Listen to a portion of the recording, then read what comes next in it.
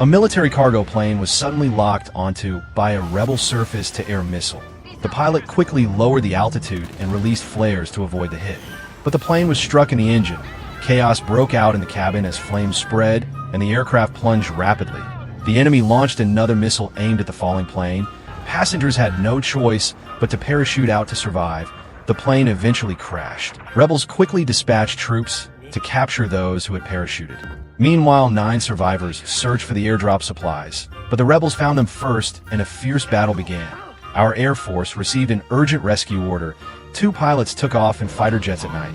After a long flight, they reached the target area, locked on the enemies, and fired 2 missiles, destroying the rebel air defense system and clearing the path for rescue helicopters. However, the survivors on the ground were surrounded by enemy soldiers trapped behind a car, unable to escape.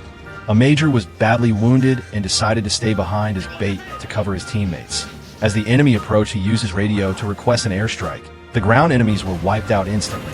But our jet was exposed and soon chased by an enemy fighter. The pilot climbed sharply. After several rounds of dogfighting, he still couldn't shake the pursuer.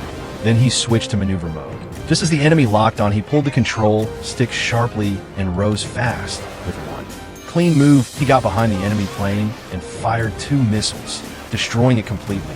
Just as the sky was cleared, another missile launched from the ground. The pilot pulled hard and climbed again, releasing all flares.